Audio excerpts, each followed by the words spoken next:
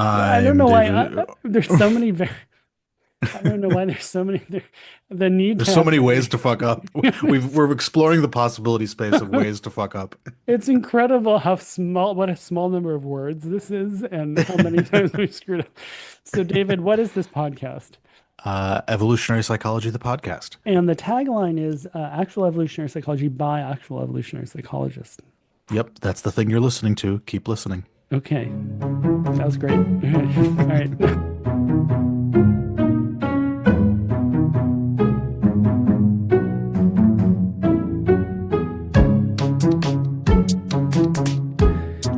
David, I make it a practice to actually listen to our episodes.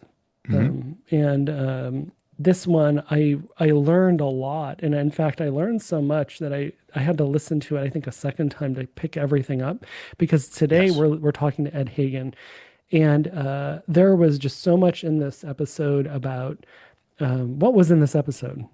I mean, we got into depression, mental illness, delusions, drugs, getting high, whether animals get high. We got into leadership and intelligence.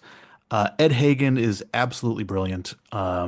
Really fierce intellect, wide-ranging knowledge. I always have such a blast talking to Ed. You could kind of hear me fanboying out a bit in the interview. Did I sound like a fanboy? I don't know what that word means exactly, so because I'm just a Luddite, Okay. but I'm a linguistic Luddite. But you were wonderfully and appropriately appreciative of Ed and how wonderful Ed is. And my favorite part of this episode is also Ed's origin story. It's one of the Yes. funniest origin stories. I kind of don't want to spoil it, but just you will. I really think this is probably the funniest origin story we've had so far. I would second that. Yeah. Yeah. Just a quick spoiler alert. There's like drinking beer with Napoleon Chagnon. If you don't know who that is, we'll find out as we Yeah. go. So, but yeah, without further ado, here is Ed Hagen talking about drugs and delusions and drinking with Napoleon Chagnon and how he got interested in evolutionary psychology. Enjoy. All right, so we have Ed Hagen on today, and Ed, you are in the Department of Anthropology at Washington State University, Vancouver, and you were there after being at working with Peter Hammerstein, yeah, in Berlin, and before that was UCSB, is that right? That's right. And who were you a student of? I was John Tooby student. You were John Toohey's student, okay, but your Yeah. committee was sort of a who's who of sort of anthropology. Yeah. So actually, the chair of my master's committee was Nap Shagnon. And then for my PhD, I switched to John, but also had Don Simons on there and Phil Mm, Walker on my committee okay. as well. Yeah, we talked about Don Brown, Human Universals, and Don Simons a bit. We haven't really talked much about, and we just had Brenda Bowser on, who was alluding to Nap Shagnon. So these people have sort of been brought up, but we haven't really talked about who they are or what. And maybe we'll get into that Sure. today. Ed, when I think about sort of whenever we have somebody on, I sort of think about like what do I think about them or like what to say when you start.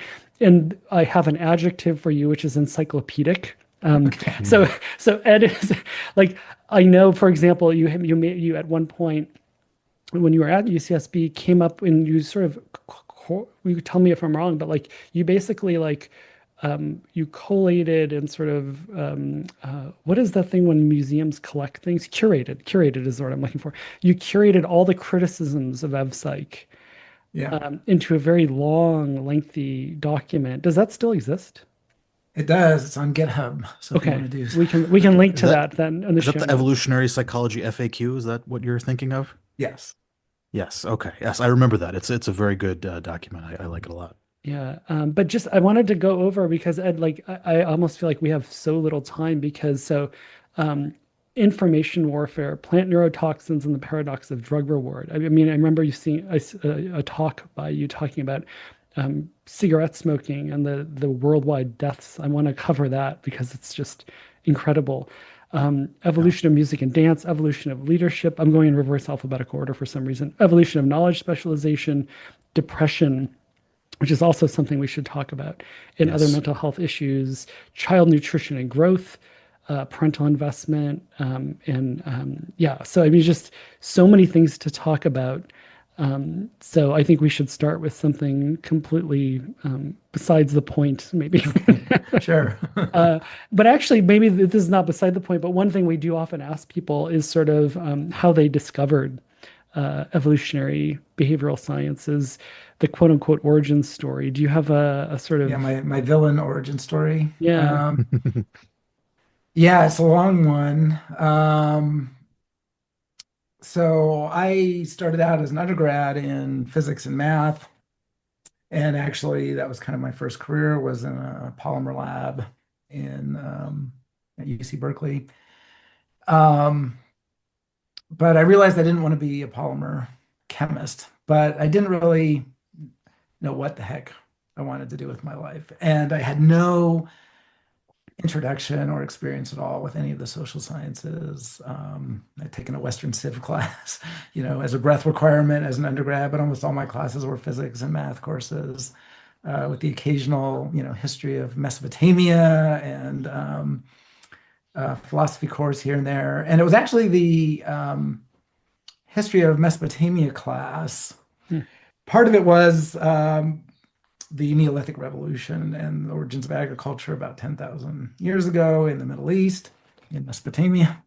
And that was, as however old I was at that point, 18 or 19 or something. That was a shock that we hadn't always lived via agriculture, but that we had this hunter-gatherer past that was actually most of our evolutionary history. And at the same time, I was in college and you have all these kind of close relationships. And I really, as I was pretty miserable, realizing I didn't want to do what I had been trained to do, but didn't have any idea what the heck I did want. yeah. I just started talking to people, and I realized that some folks had real problems, unlike my.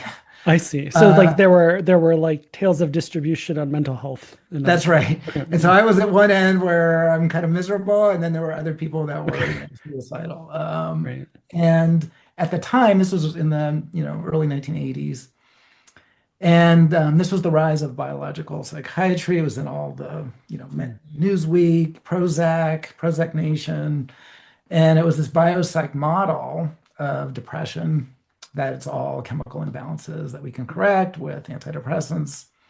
So And biological and sort of like the low biochemical level, low yeah, level, right? biochemical, Yeah, low yeah, level yeah, neurotransmitter yeah. level.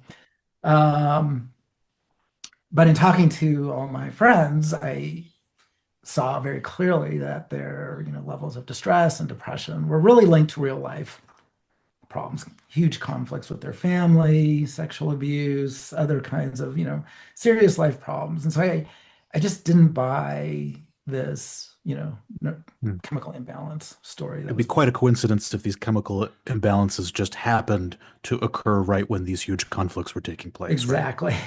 Yeah. So I didn't know how to think about it, but I knew I didn't want to be a polymer chemist either. And so I said, you know what? I'm going to kind of devote my life to figuring out what is actually Hmm. going on here. And so I just started reading voraciously. I just go to the library, and any book that looked interesting, I would check it out and read it.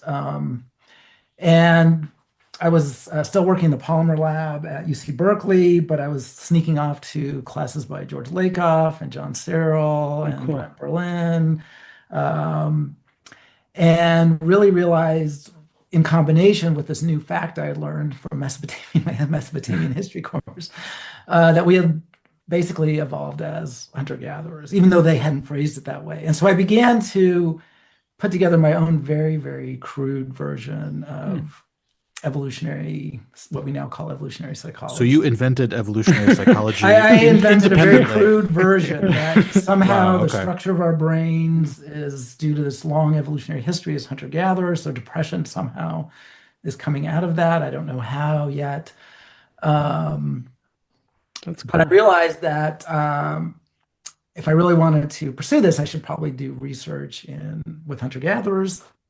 And who does that? Anthropology does that. So at that time, we didn't really have the internet. There was this huge volume of put out by the AAA, the American Anthropology Association, of all the programs in the country. And this was somewhere around January or February of whatever, 1989 or 1990 or something. And I was flipping through there and I was seeing that I had missed every single application deadline, except for one school. I had no idea who was there or anything, but I just like, I want to do this now and I have not missed their deadline. Wow. Um, and so, I quickly took the GREs, or maybe I'd already done it. I can't remember now. And got my fellow lab mates to write me letters as if they were my supervisor. So they all kind of faked some letters for me because I didn't really have We'll anybody to edit write that me out letters. later. Yeah, you can edit that out later. And I said, okay, send this all in. And I got in, and I had no idea that this was the center for evolutionary studies of human behavior. I had no idea who Tooby was, who Cosmides was, who Don Simons was. Nothing. I knew nothing about that. So I came in as actually as a sociocultural anthropologist, and and then of course the rest is Yeah. history. I began to see what was going on there, That's and such a different, most people, they don't arrive at evolutionary psychology, but they have this, they're not satisfied with what they find, and then they discover it and they go Mhm. somewhere that has it. right, You somehow discovered it on your own and randomly ended up somewhere where it was happening. exactly. It was totally random, Wow. totally random. Good Um, thing about that deadline. Whoever did that, well done, because we need Ed Hagen. So thank you. Yeah, and actually Whoever it was was like, we Don should just Brown extend the deadline. Yeah. who admitted me. So he was always sort of my guardian angel. Oh, that's He great. was on the admissions committee, I guess. So Don Brown, Don Simons, and Nap Shagnon, these were people that preceded at least me. What was that? What was it like when you got to UCSB? Well, yeah, like how did you, I mean, we can continue this. Like, so you just randomly show up.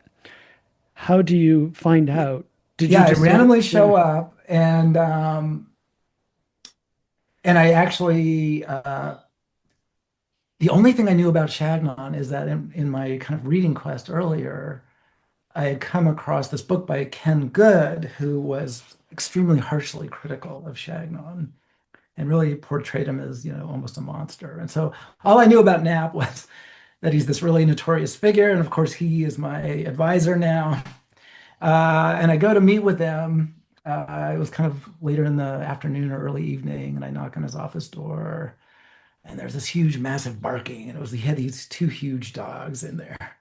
He's like, "Hey, come on in," and he opened up the fridge, and he had two six packs of beer.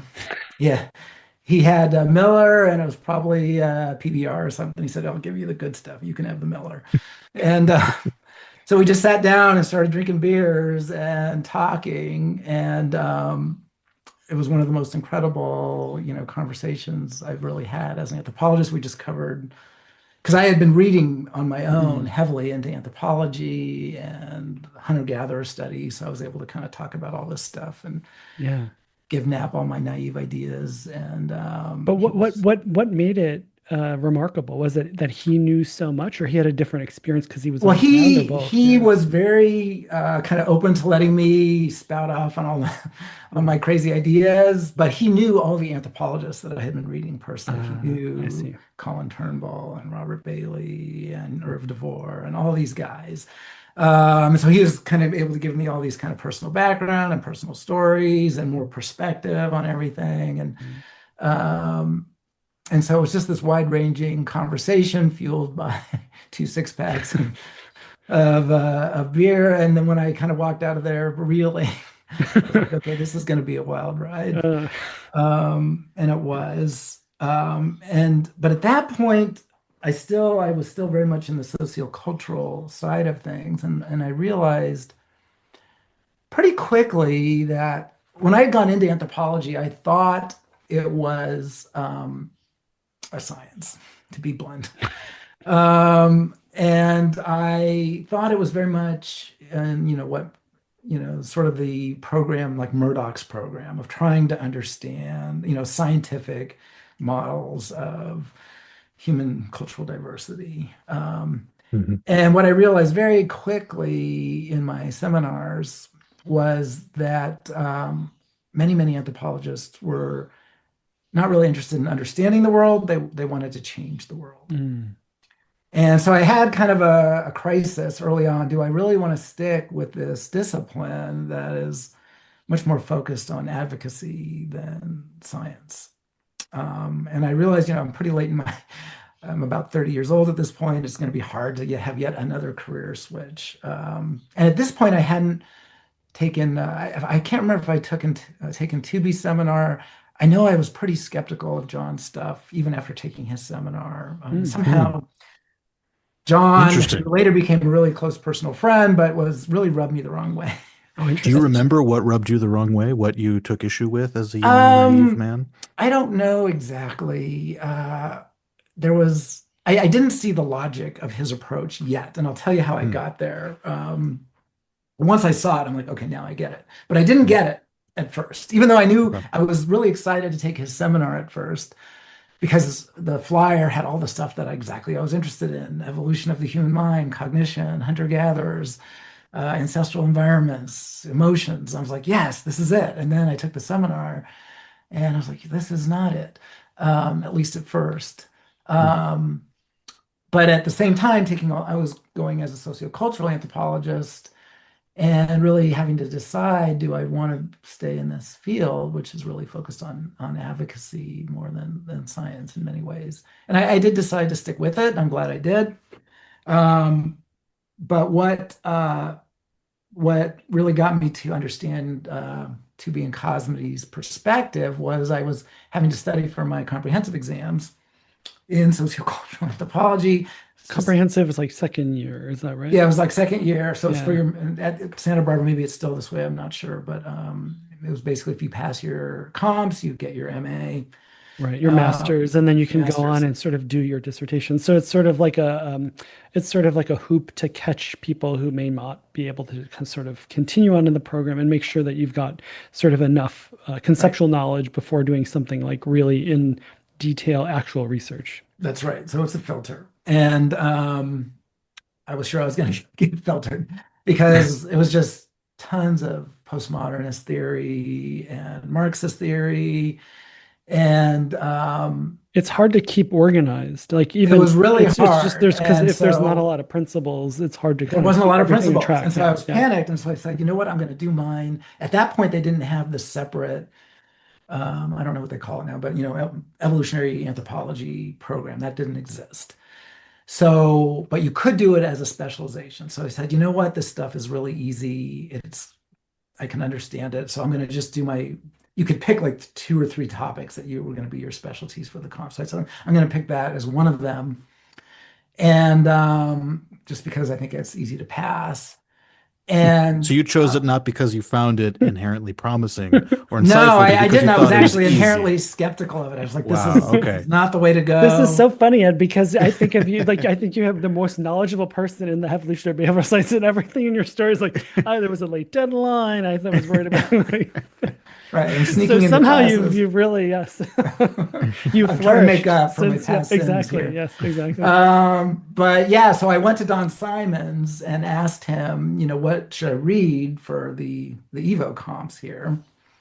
And he said you should read blah blah blah. You should read George Williams, 1966, Adaptation Adaptation and and natural Adaptation, Natural selection. Selection. selection in Yeah. yeah in And then I'm chorus, looking at yeah. 1966. Oh, come on, Don. Isn't there something more recent? Do I really have to read this? And he's like, well, it's a classic. I'm like, okay, okay, I'll read it. And then once I read Williams, I'm like, now I get it. Mm. 2B is applying Williams to the brain. And Ah, it I all see. clicked. And then it just clicked. And now my wife refers to me as 2B's bulldog. So Yeah, uh, that's kind of how I see myself too. yeah, that's a good way of putting it. Yeah, So very, that's my villain origin yeah, story. that's really cool. What do you have an idea of what clicked for Williams? Yeah. So I was in the heart, I was in the natural sciences. And as a kid, I was your typical nerd, your geek into model rockets and robots and computers, building my own computers from scratch.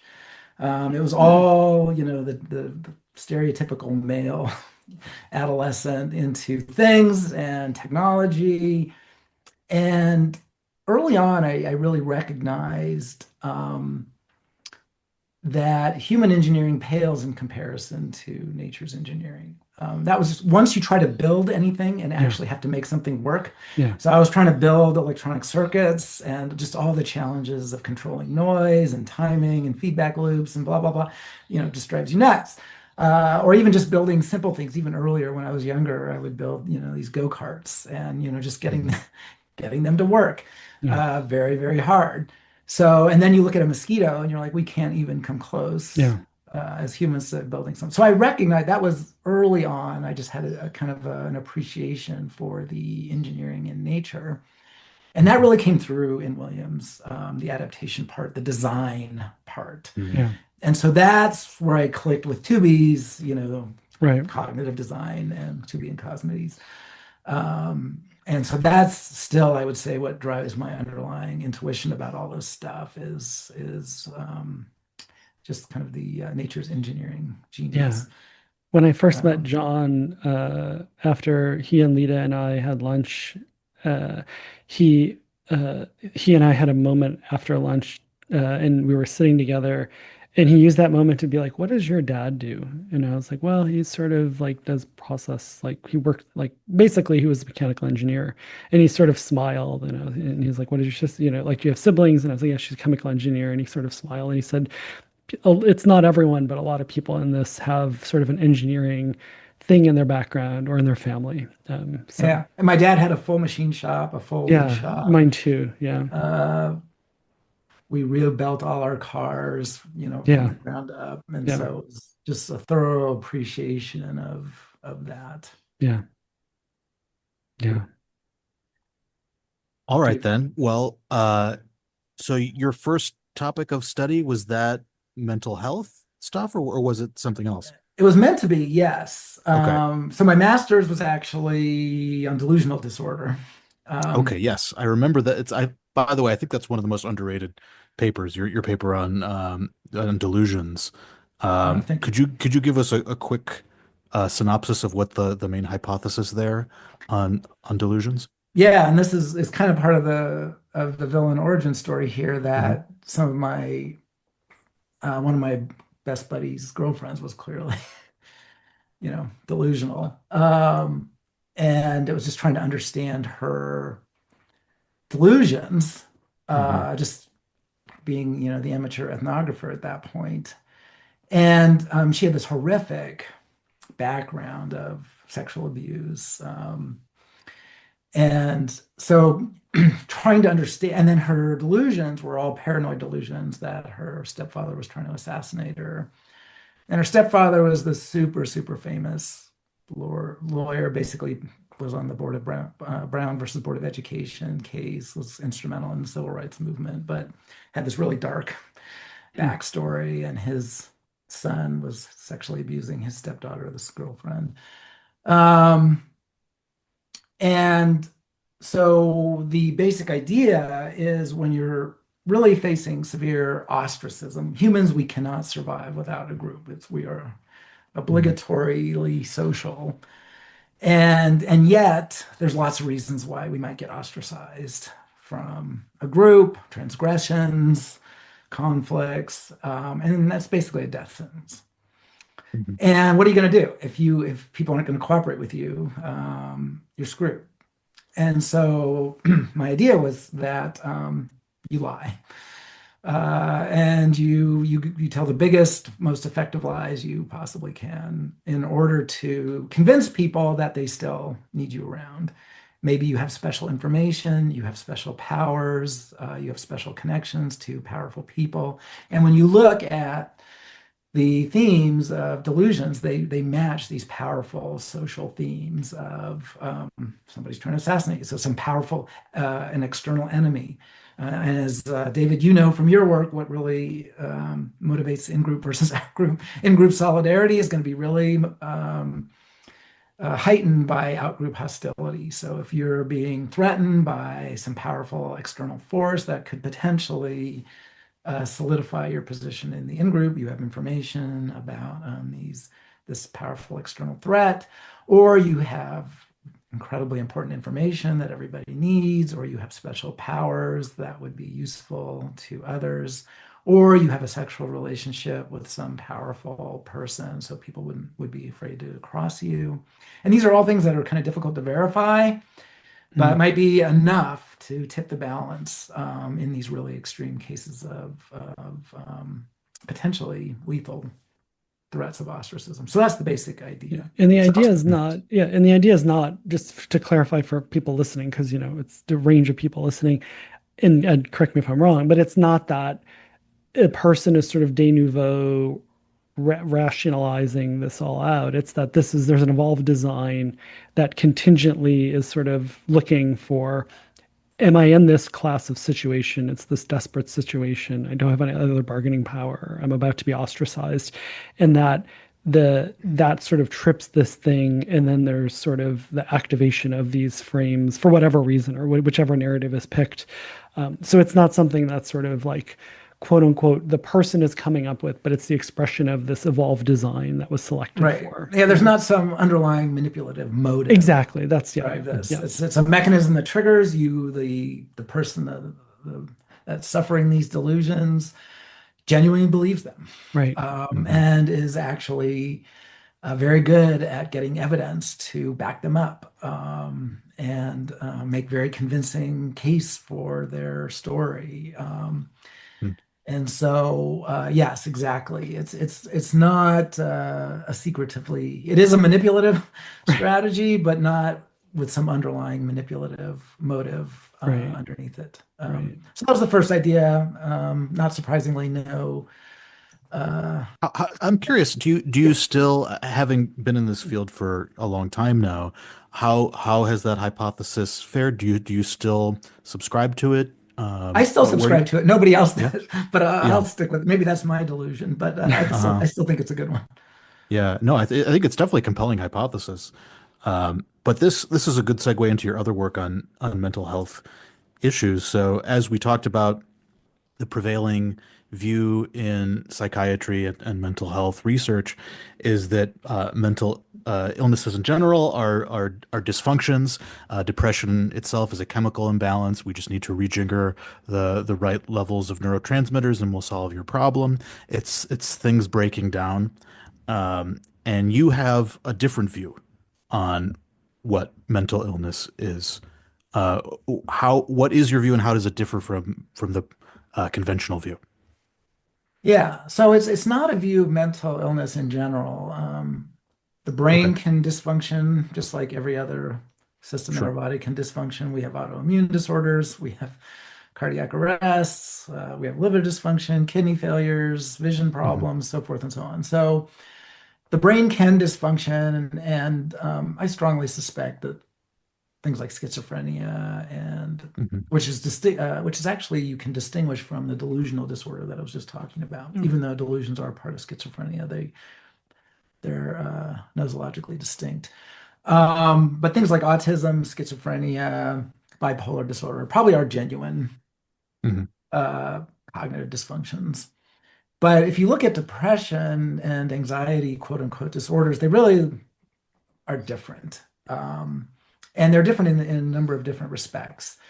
First of all, unlike schizophrenia and autism, the environmental causation, the environmental component of depression is huge, whereas it's a really small component of schizophrenia, which is largely seems to be genetically heritable due to genetic variants. And so you're referring to twin studies research where they Twin compare, studies research, GWAS research, okay, various genome-wide kinds of association studies. Yeah. exactly, Yeah. and those pretty clearly indicate that there's a really strong contribution of genetic variation to things like schizophrenia and autism. Unlike depression, where the heritability, the contribution of genetic variation to variation in depression is quite small. There is Interesting. some, but it's quite small. Hmm. Uh, and there is environmental components to always mental health problems, but with things like schizophrenia and autism, we don't really know what those environmental components are. With depression, we Mhm. know it's adversity. Bad Mhm. things happen to you and you get depressed, as we were just talking about. Mhm. And that's been shown very convincingly that it's not just associated with depression, but that adversity is very likely causal.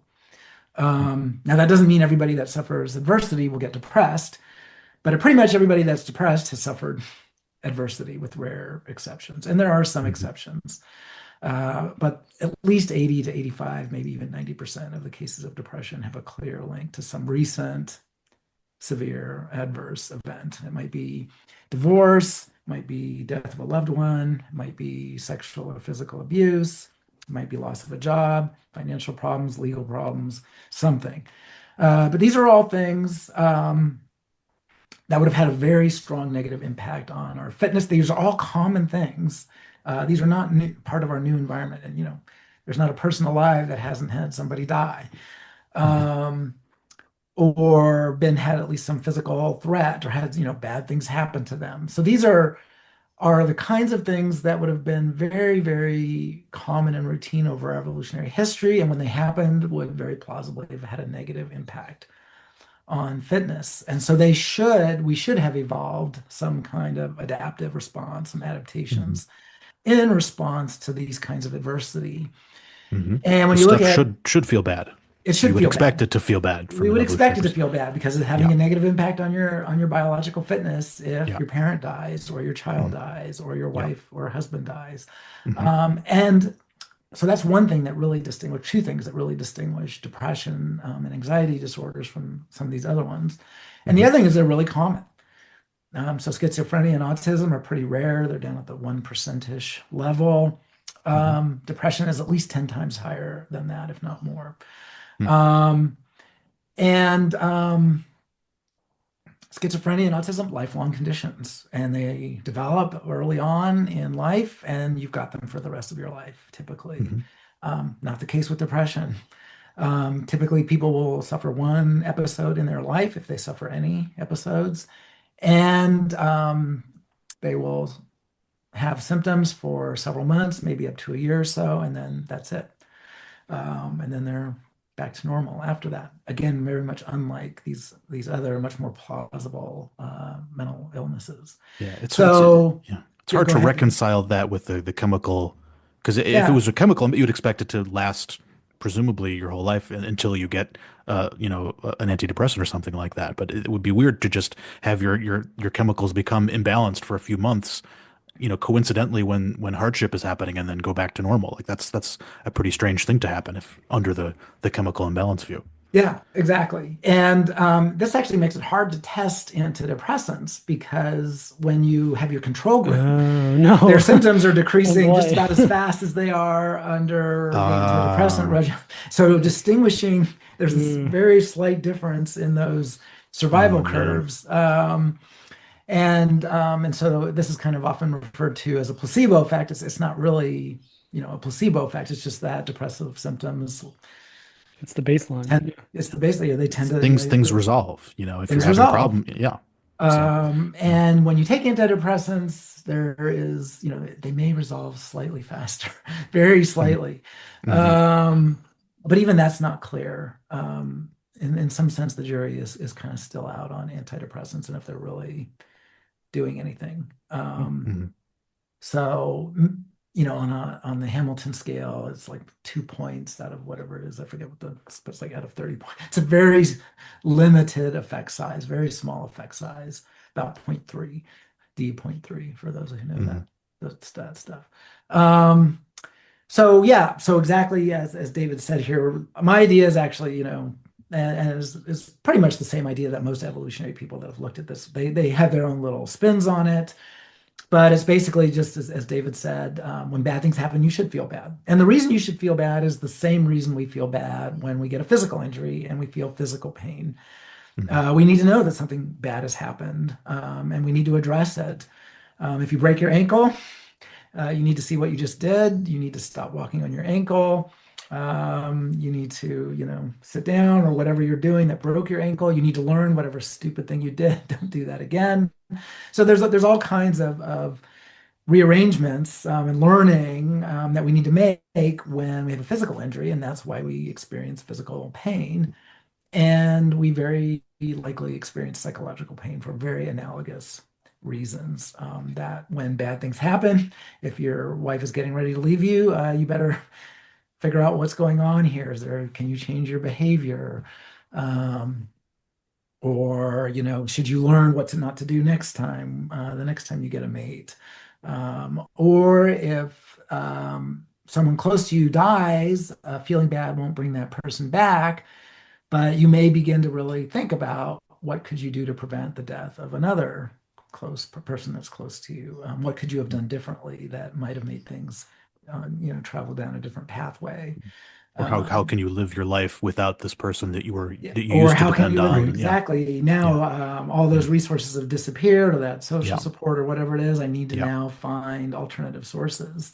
So you Hmm. do really need to think about these things and learn from them and readjust your life.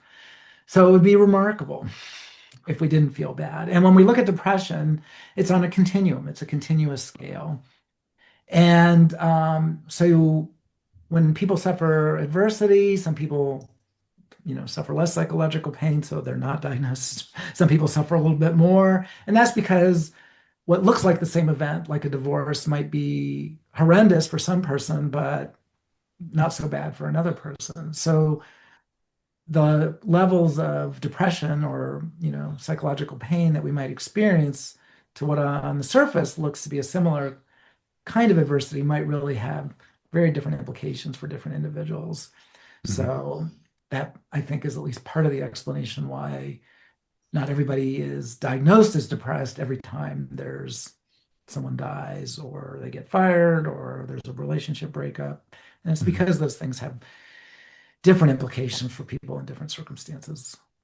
So grieving and mourning, and I mean, what I've heard, maybe this is your expression, Ed, but it's almost like kind of going on strike. Like, can you talk a little bit about the proximate? So, like, why is there a turning down of valuation or like feeling good or anything? Yeah, Right. So so go ahead, David.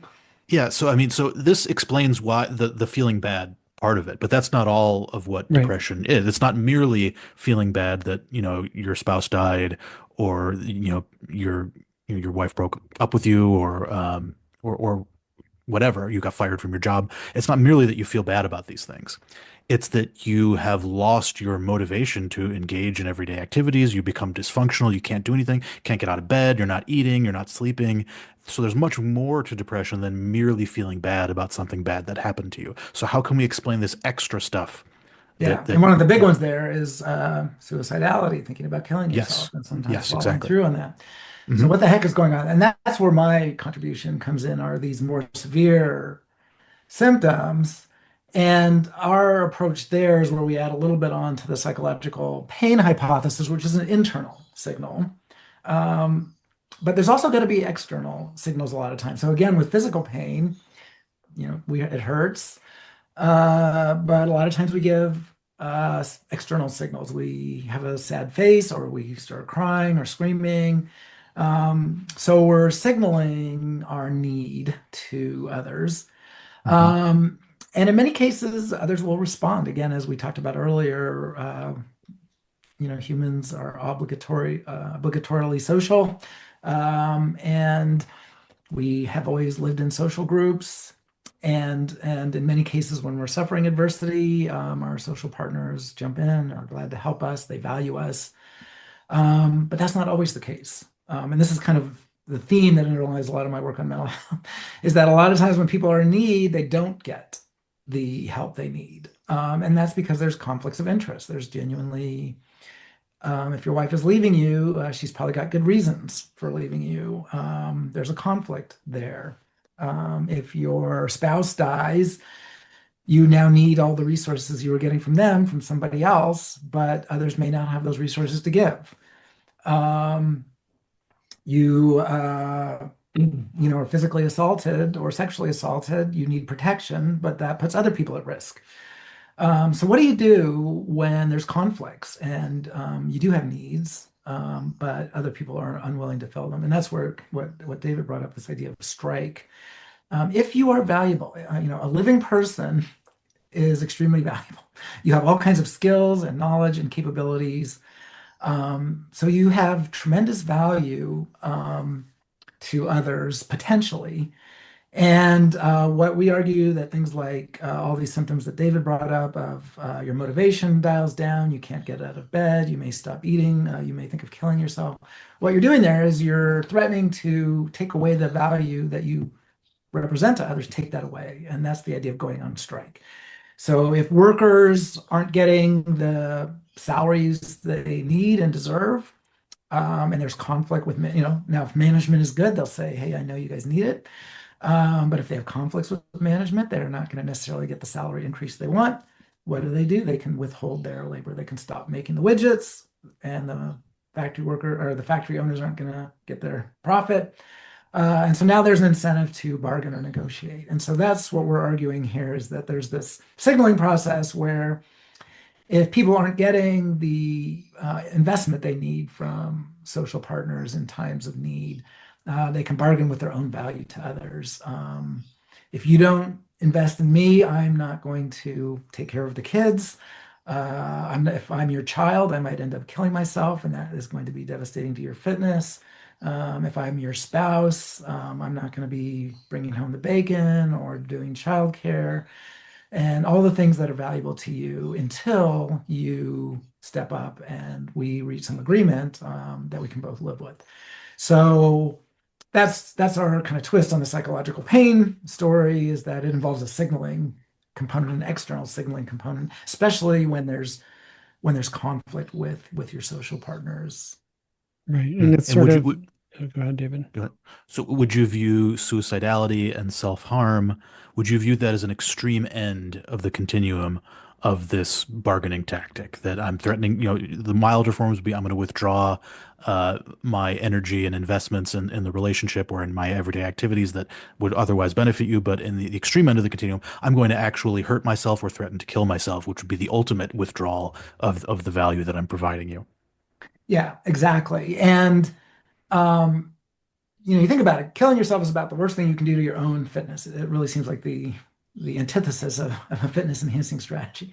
So what Mhm. we're proposing is that, exactly as David said, We're going with Dave and David, just to clarify. I'm yeah, Dave. and which is which, you need to I'm put that on Dave. your, I'm Dave. Yeah, no, you're we should Dave put and it you're on our Dave. So I'm this is Dave. social Dave media. I'm one so and sorry. Dave. I'm David. Think of me as the one with the id. I'm the less Okay, mature one. okay. Um, so Sorry, we just uh, completely. yeah, no, that I was going to ask that at the Yeah, no, outset. no, no, no. What am I getting? And you're both Uh, Dave P's too. So what am I, yeah, we should have what am I David going Putz to? on. Yeah. I know, Yeah, right? exactly. Um, so what we're proposing is, because folks, healthy individuals are extremely valuable to others potentially, um, but that they may not be getting what they need from others, that they may either threaten to or actually engage in an act that with some low but non-zero probability could end up killing them.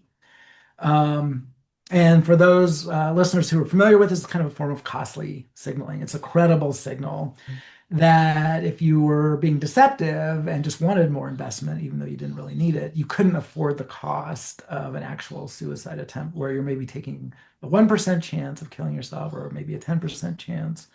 Um, the idea here is to survive the suicide attempt. And the data show that the vast majority of people who attempt suicide, in fact, survive it. And the ratio of attempts to completions in young adult women is 100 to 1 or so. Wow. Might even be higher than that.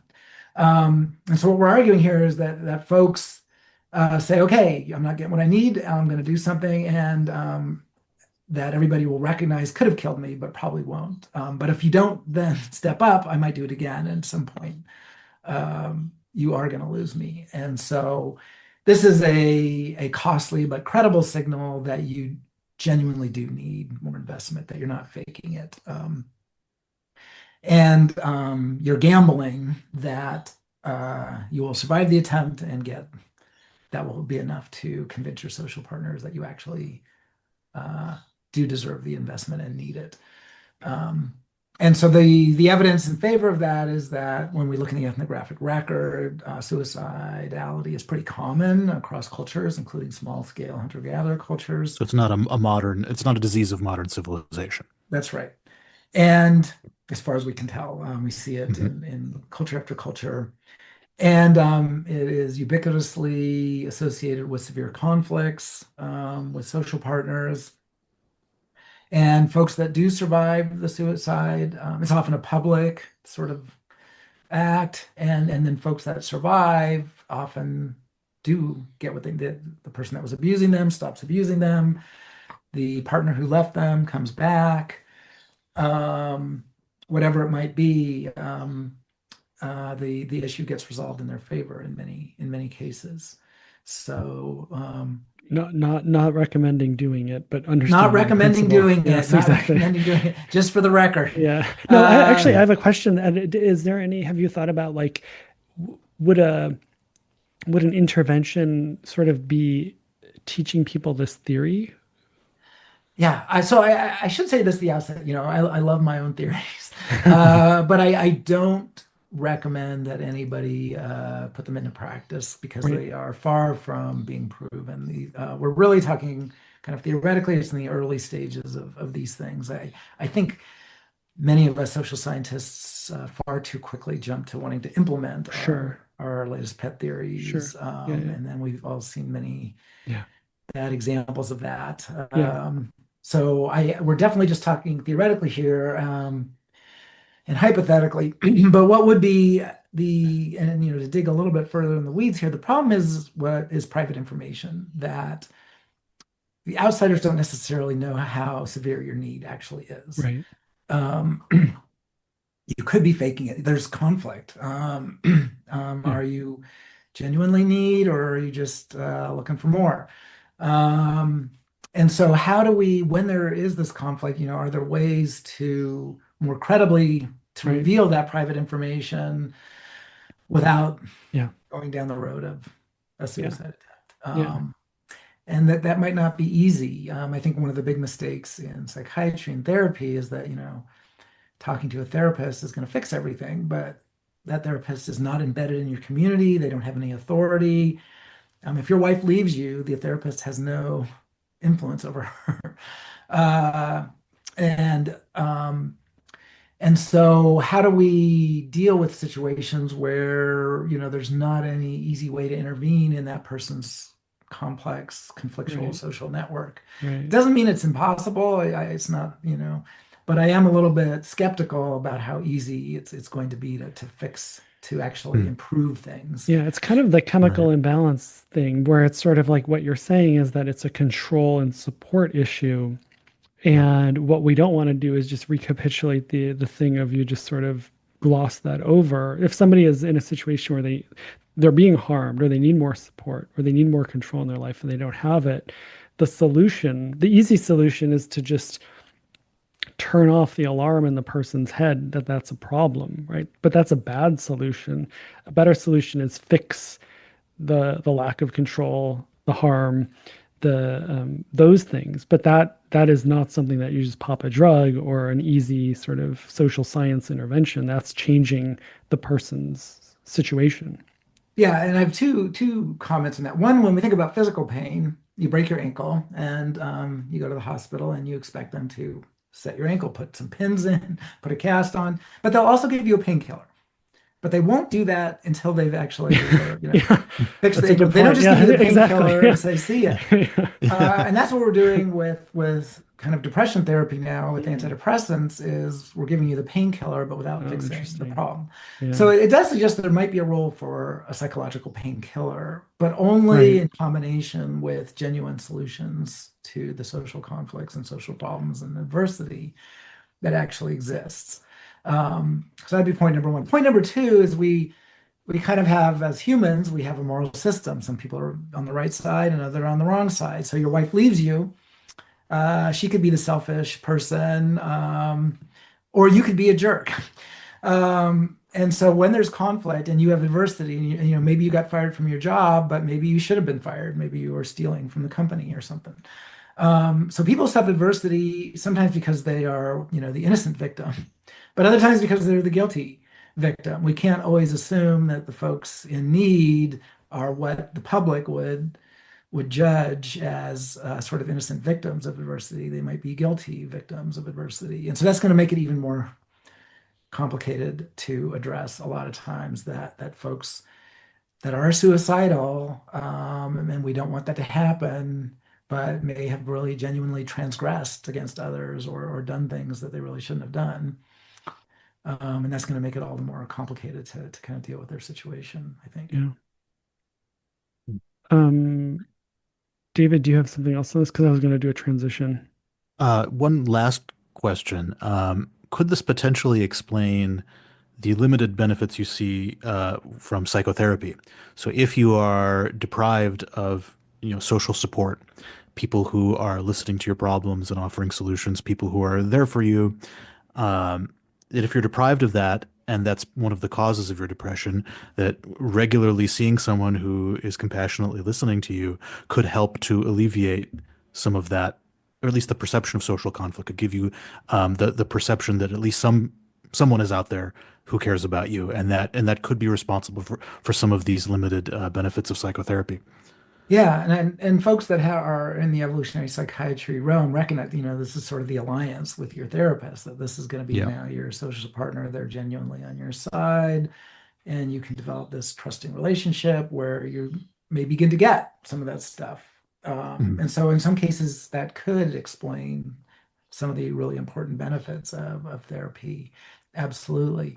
And then the limitations would be that the therapist can't intervene in your actual life in many Mhm. cases. And I'll give you an anecdote. One of my colleagues and good friends in evolutionary psychiatry, Andy Thompson, um, he and I have been talking about this stuff for years and years now, and he's a psychiatrist, and he works in student health, and so he's seeing students with often severe issues like being suicidal. And he just told me this one anecdote that he had one, and I can't remember the precise details here, but he had one patient come in, one student, um, and it was really the stereotypical thing. His parents were really pressuring him to be an engineer and major in engineering, and he was trying to do that, but he hated it. And what he really wanted to do was, the arts and theater, something like this. I can't remember the exact details. Um, and he was suicidal about this conflict with his parents. And but because Andy was, a school therapist, he could actually call the parents. And he basically did. He called the parents and said, "You really need to let your son drop out of engineering and switch to a major that he wants to." And the parents immediately relented. And literally, like a week later, this guy was fine. Wow. So in that anecdote where the therapist really did intervene in the conflict and change things in the patient's favor, or at least in that one, n equals one case, it really seemed to help a lot. Wow. That's So it's amazing. interesting. So it suggests that this model of the disinterested, dispassionate therapist who doesn't intervene and isn't your friend, but is just uh, a professional, I don't know, psyche repairer, that this picture is actually could be counterproductive in terms of helping solve people's problems. That really what the people who come to see a therapist, what they need is additional social support that they're currently not getting. And insofar as that social support is provided, their problems may well be improved. Um, is there something to that? Maybe I don't want to, there's the theories and then there's the real Yeah, world. sure. And the real world is obviously way more complicated, but I do think there is something to that. And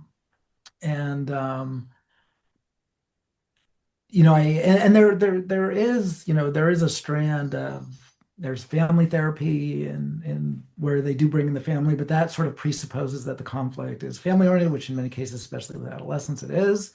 Mhm. So they're kind of putting into practice what I'm advocating here to think about.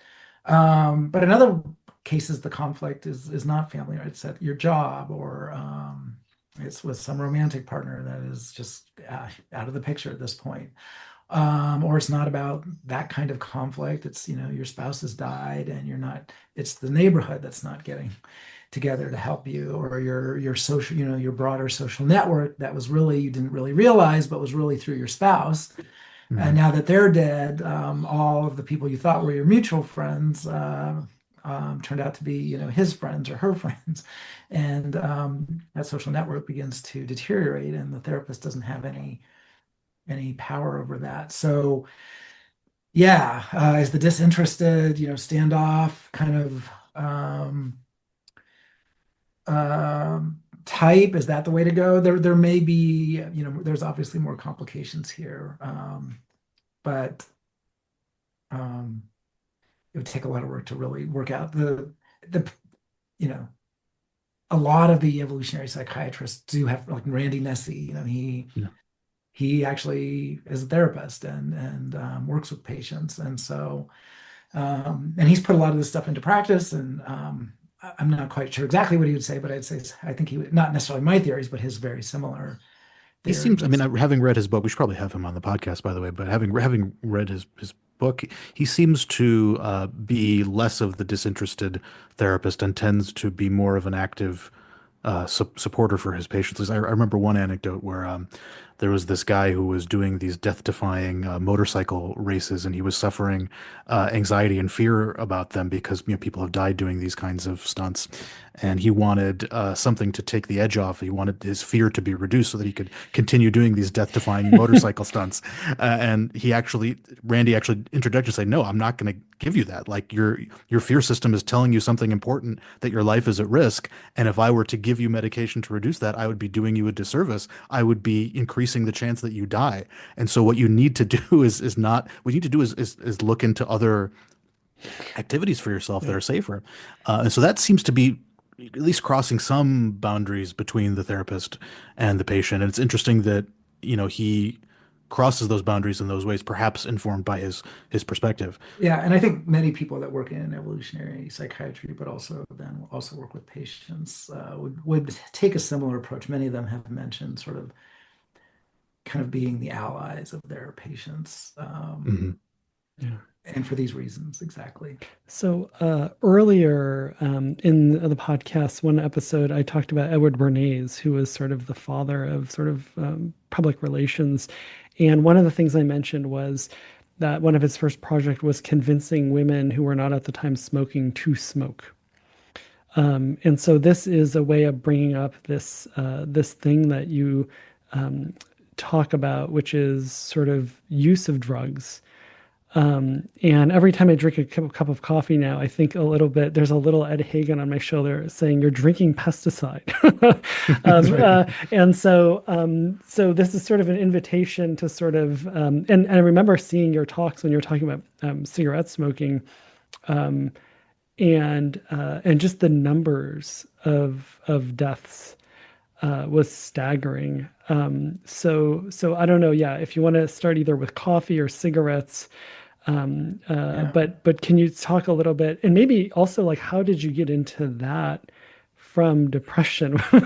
uh, Yeah. maybe. So there is a segue. Okay. So it turns out that folks with mental health issues are heavy drug users. Mm, And so one of my I started doing this as graduate students. Roger Sullivan and I, we were both anthropologists. We were both working in on mental health issues. I was working more on depression. He was working more on schizophrenia.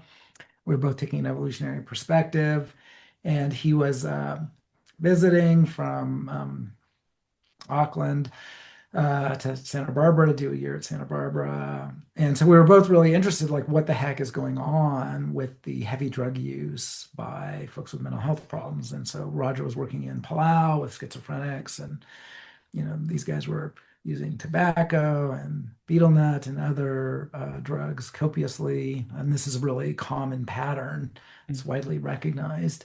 And And this was a group of people who were in a sort of weird society, or in sort of a more hunter or they were more horticulture, or traditional. It's an island, kind of basic island type, heavy kin-based, okay. So maybe non-weird not type. like a medical, maybe no, not like psychiatrists or psychologists available, right?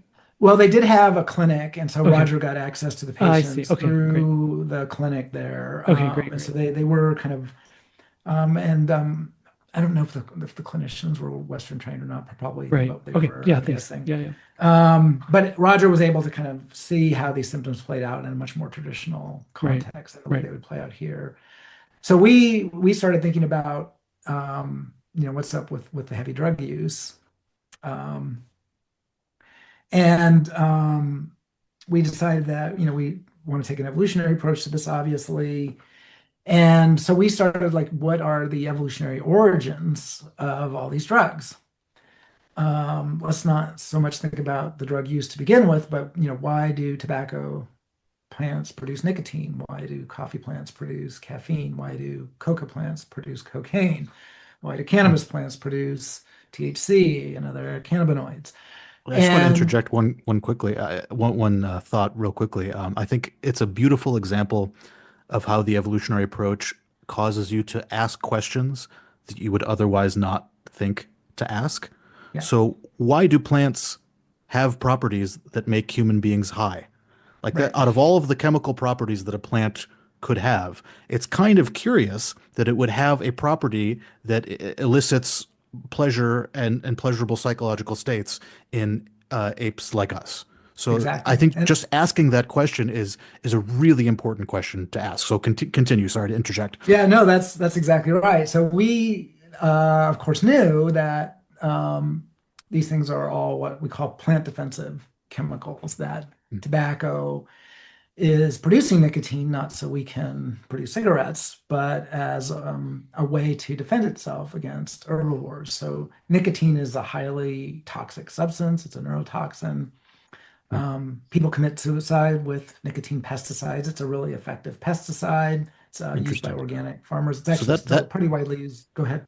that only intensifies the mystery that a It toxic does. substance is pleasurable to the Yeah. human brain. Yeah, these things, the popular drugs can kill you. So you can kill yourself with caffeine. It's a little harder with caffeine. You can kill Hmm. yourself with nicotine easily. You can kill yourself with cocaine, heroin, easily. Hmm. These things are very, very potent neurotoxins, and plants evolve them to deter herbivores from eating them. And so that's exactly where we started. And then how do they do that? They do that by mimicking our endogenous neurotransmitters. So nicotine mimics acetylcholine, and cocaine, these mimic dopamine and other neurotransmitters. And so caffeine mimics adenosine. And that's and these neurotransmitter systems are not unique to humans. They're widespread among animals, including insect herbivores. They're ancient systems. And so plants have evolved compounds that mimic these systems to basically gum up the works, to interfere with cellular signaling, neural signaling.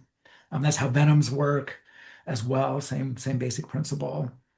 And that means the plant really only has to produce a small quantity of this extremely deadly toxic substance, and infuse it into its leaves in order to deter herbivores. So the idea So with an herbivore is sort of like if I'm an herbivore, I have an evolved system that sort of detects something in my works is gummed up.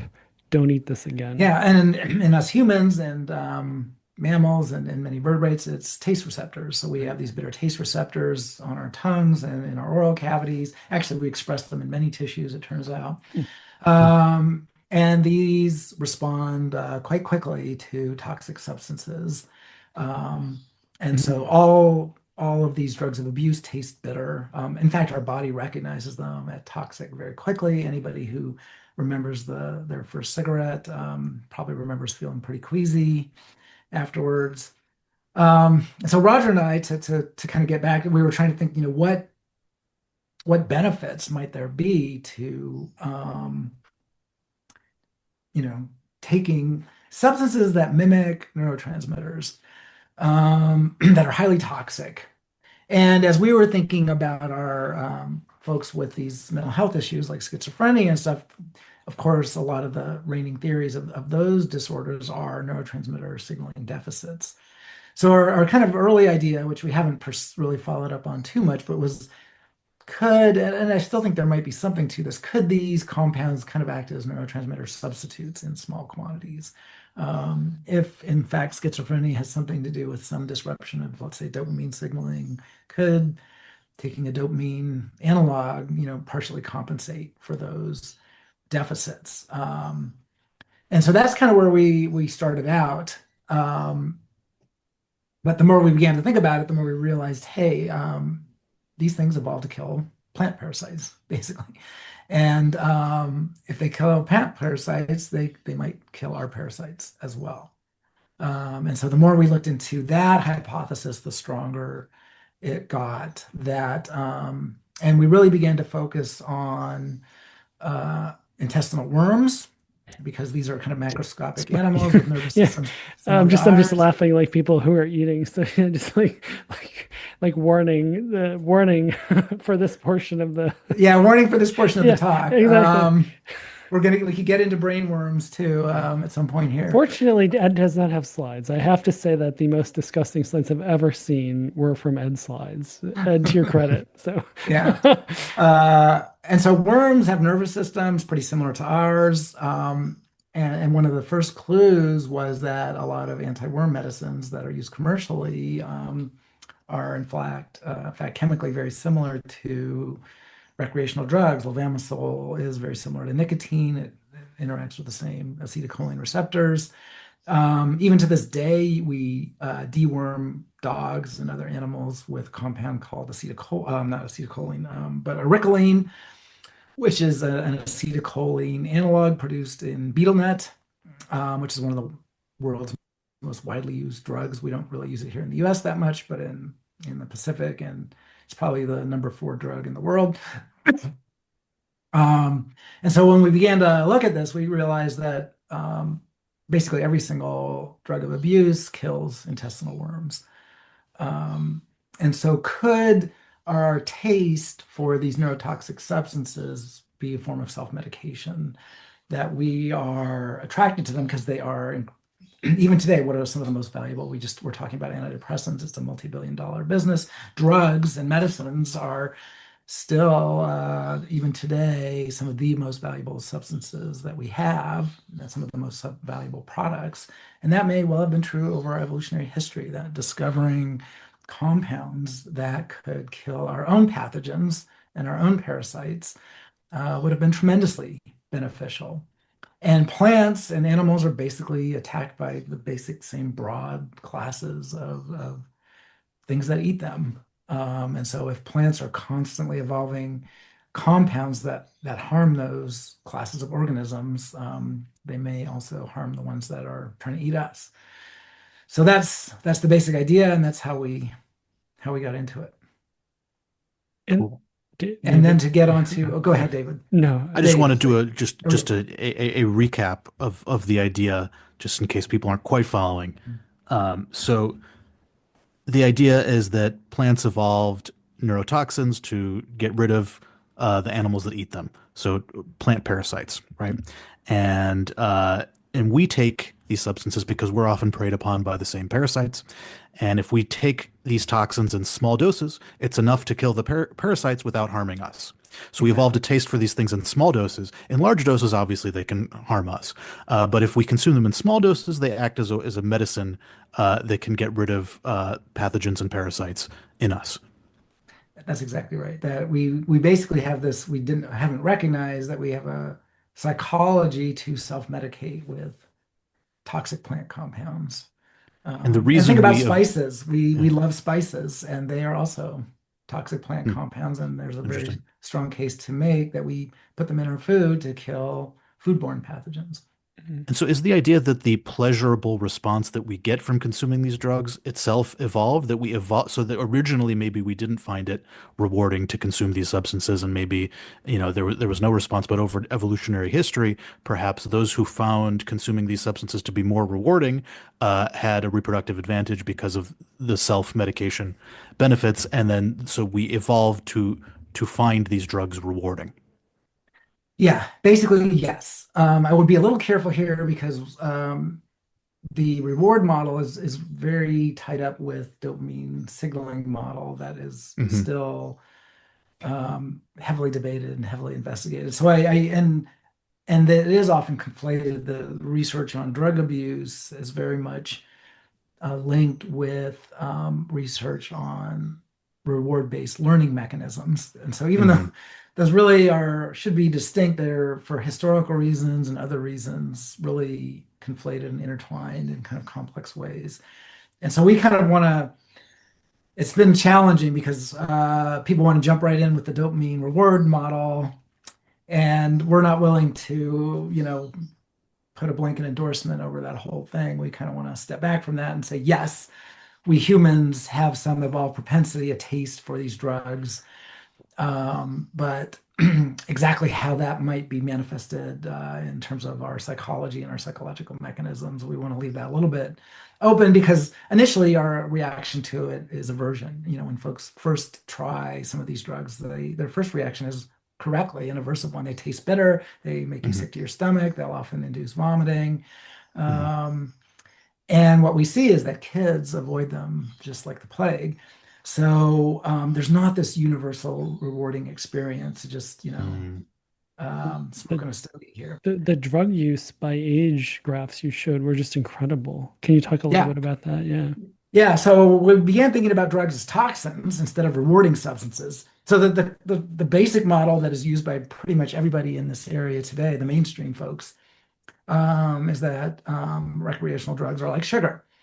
And that we like them and they give us this rewarding feeling, and it's due to dopamine signaling, and that's why we use more of them. And then they have all kinds of complications around that basic story. But our story, we start with these things are no, they're deadly toxins and they taste bitter, and your body recognizes them as toxic.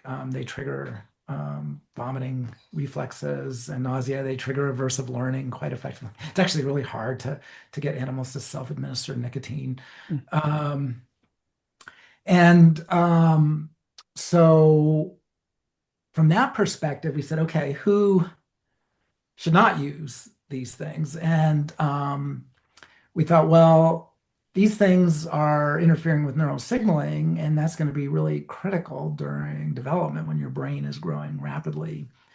So we would predict that kids shouldn't use them. And I still even remember saying, I'm going to check what we know about child tobacco use. And when I looked it up, I was blown away the same way Dave was here.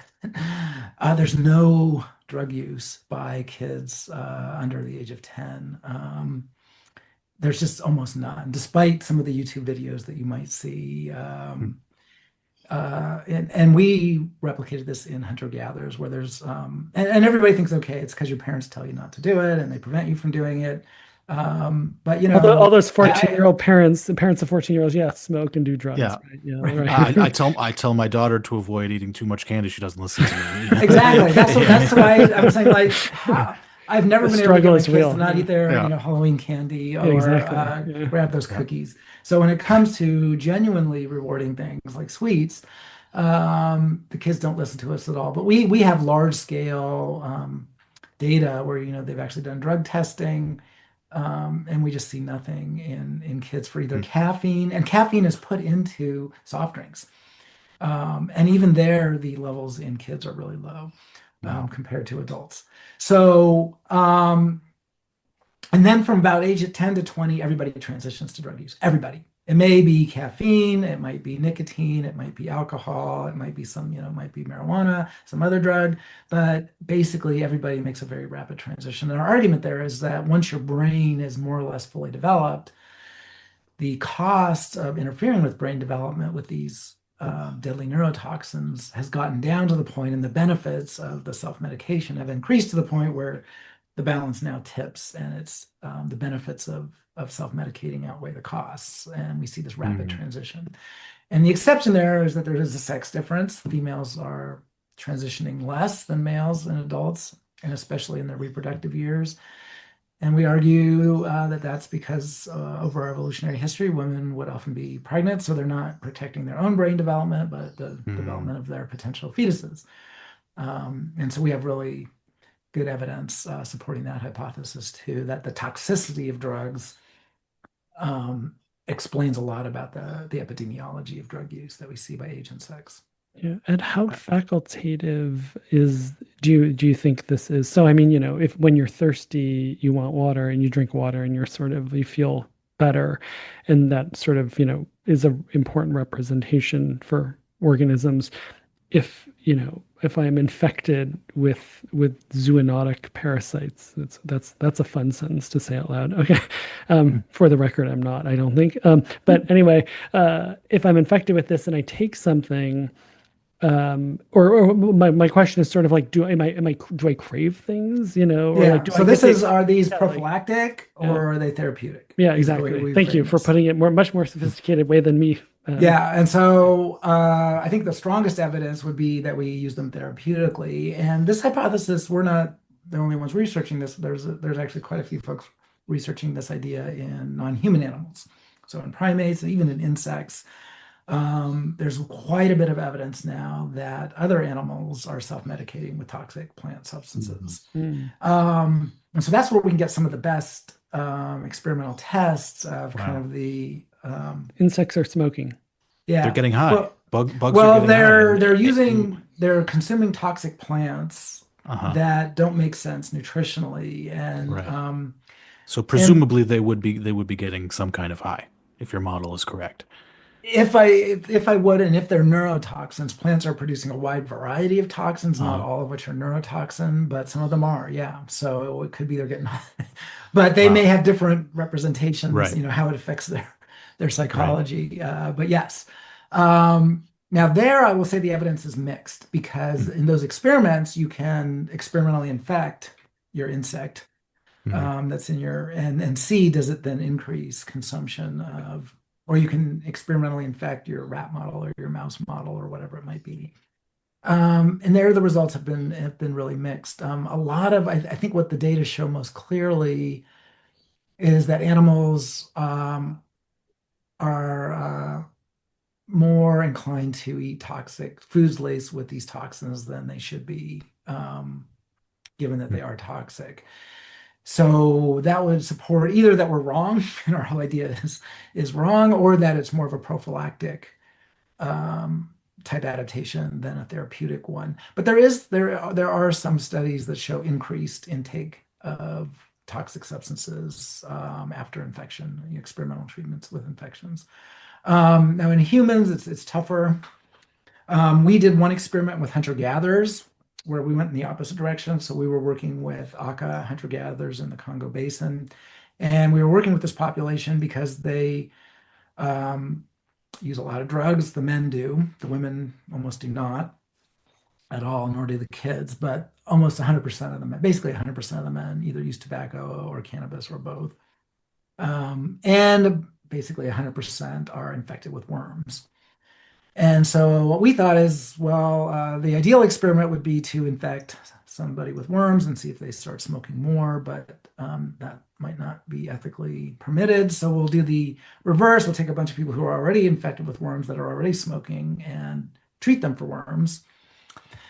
So we did a double-blind RCT, randomized controlled trial, placebo-controlled trial, where we took a large number of Aka hunter-gatherer men and got stool samples to confirm their worm infected status and saliva samples to confirm their tobacco use and cannabis use. And then we randomized them double blind into two groups, one getting a placebo and one getting albendazole, which is a powerful anti-worm medication. Um, and then we waited 2 weeks. And then we got everybody back and tested them for worms again and tested them for salivary cotinine, which is a nicotine metabolite again. And indeed, the albendazole worked, not too surprisingly. All those Wow. guys were cleared of worms, the other guys Okay. weren't. But the Yeah. key result is that in the treatment group, nicotine levels went down compared Mm. to the control group. And they went down in proportion to how badly infected they were with Wow. worms to begin with. So the more heavily infected guys reduced their tobacco use more, and we got the same result for cannabis use. Wow. So that result needs to be replicated. We have not replicated it, so put a little asterisk on all these things. But that was definitely an encouraging result. And then the follow-up, we followed up with all these guys a year later, because you get reinfected with worms pretty quickly. Mhm. And so, and what we found a year later is that the guys who had started smoking more were less likely to be reinfected than the guys who were smoking Mm, less. So it looked Wow. like that would be more the prophylactic effect that it right. kind Mhm. of prevents you from infections. This is such a cool result, and such a great example of, an evolutionary perspective providing you with a really bold, testable prediction that nobody would have thought to make. Nobody would have thought to make, yeah, if we cure your intestinal parasites, then you're going to smoke less, right? Right. Like no one would make For at that. least 2 weeks. Yeah, for at least 2 weeks. Yeah, like that's an incredibly bold, testable prediction. It has been confirmed. We still want it to be replicated, obviously, but it's a really beautiful example of the utility of the evolutionary approach. And I also love how it beautifully explains really strong patterns in the empirical data, like as we mentioned, that kids don't do drugs. They don't have an interest in doing drugs, despite them having an interest in say sweets, and our parents have a hard time keeping them away from the sweets. I don't have a hard time keeping my daughter away from my coffee. She has no interest in it at all, or any Right. and we see similar drops. When women are pregnant, they don't consume these substances. So we see a close match between what you would expect from the self-medication hypothesis, that use is calibrated to the cost-benefit ratio of self-medication. And it doesn't really match this idea that drugs are just hijacking our reward system. If they're hijacking our reward system, then you would expect kids to be grasping for this stuff the way they grasp for candy. You expect everybody to be doing it. And the more you do it, the more pleasure you'd get. So here's another prediction that your model makes. I'm not sure if there's any evidence for this. Given that these substances only have self-medicating effects in small doses, and then in larger doses they have harmful effects, you would expect the pleasurable response to only occur at small doses and start to become aversive at large doses. Uh, is there evidence for that? I mean, intuitively that makes sense. Strong Okay. evidence for that. So, Okay. um, if the hijack model was correct, that these things are hijacking our reward, basically everybody should be overdosing.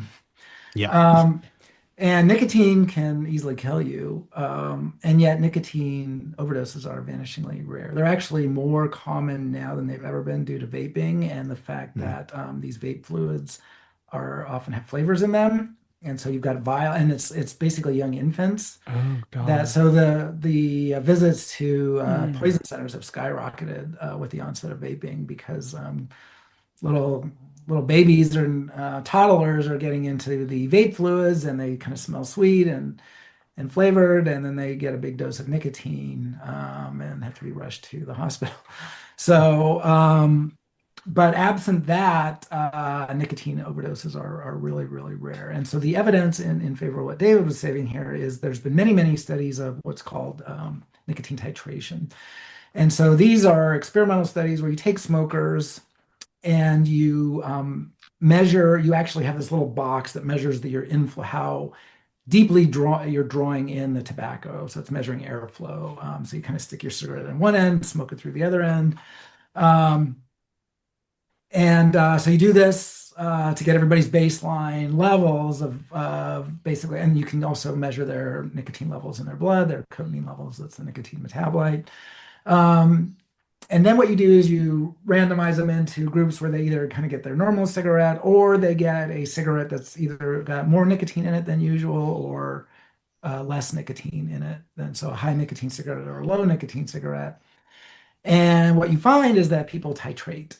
If you give them the high nicotine cigarette, they dial back and they dial back their smoking to basically getting the same levels of nicotine they were getting at baseline. If you give them the low nicotine cigarettes, they inhale, they puff more deeply, more puffs, bring their nicotine levels back up. So folks are very, very accurately titrating their levels of nicotine in a very narrow range. Mhm. And that range is pretty much just below the range where you start to trigger acute toxic reactions. Right. So people are, and that suggests to me that there's got to be an evolved mechanism to do that, to be that precise with such a dangerous substance. That folks are very, very good at keeping their nicotine levels within a pretty narrow band, even when you manipulate their source of nicotine. Yeah. Awesome. Uh, It's really beautiful work. I love this stuff. It's mind blowing. I gotta ask though, what's the deal with heroin? Like your model has a hard time explaining this. It destroys people's lives. It does seem like something is being hijacked and something is going wrong there. What's going on Yeah. there? Yeah, the opioid one is the tough one for us. I agree Yeah. with that. Huh. And I don't have a great I don't have a great story here. Hmm. A lot of it is that the way you take a lot of those ones that are really dangerous is you bypass a lot of your toxin detection mechanisms. So you inject mhm, them, for example. Um, and so, for example, with cocaine, we don't really see folks overdosing seriously with cocaine if they snort it. But if they inject it, that's when you get the overdoses. Hmm. And also, with, oxycodone and fentanyl, you're taking pills that, again, you're bypassing a lot of your innate toxin defense Hmm. mechanisms. So I think that's part of it. If you really had to taste the bitterness of these things and you were fully engaging your toxin detection mechanisms, they might be less dangerous. Interesting. And they do destroy people's lives. Alcohol does too. Alcohol is another little bit of a tough case for us because it's not a plant toxin, for example. Hmm. But it is a toxin and it is an antibacterial, powerful antibacterial substance. Um, so I don't fully know. And, not everybody gets addicted to opioids. Yeah. So could there be something about the environment, either the social environment or, could there be some, I've looked for patterns. For example, we have IgE measures from around the country, which is a biomarker of worm infections, Hmm. to see if those kind of correlate with drug use patterns around. I haven't really found anything too convincing. Hmm. Um, Allergens. David was saying he didn't think he was infected with parasites, but actually you are. We all have these little mites that are inhabiting our hair follicles. And those can actually stimulate immune responses. So we do have a lot of these ectoparasites on us.